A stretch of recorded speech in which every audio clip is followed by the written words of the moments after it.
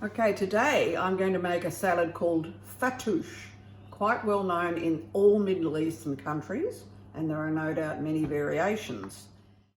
And I've chosen a whole wheat pita bread, and that's going to be brushed with extra virgin olive oil and pop it in the oven for about 10 minutes. So here's my finely chopped red onion. I don't need very much of it, so you can see I've just had a piece of this onion. It's been in here for 10 minutes, and I'm now going to strain it from the vinegar and give it a bit of a press. I discard that vinegar, but the onion's ready to use. Okay, so now I'm going to chop my cucumber.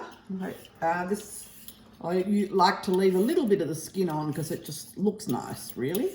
I'm going to chop it into small pieces. Cucumber, the drained onion, a handful of the tomatoes, and then I'm going to chop my herbs. Okay, so I'm going to pop those in there now. And now I'm going to make the dressing. A pinch of salt, clove of garlic finely chopped, about a half a lemon, juice from half a lemon, and a half a teaspoon of sumac, that's this very interesting tart spice, mixed together with some extra virgin olive oil. 1 to 2 tablespoons, I'm just going to do it by sight. And now I'm going to pour that over the contents in my bowl and then move on to cutting the pomegranate. Okay, so here we have a beautiful pomegranate, and I'm going to cut it in half crosswise. Look at that for a beautiful colour. Digging out some of these little arils, as they're called, with a teaspoon will be used to garnish the finished salad.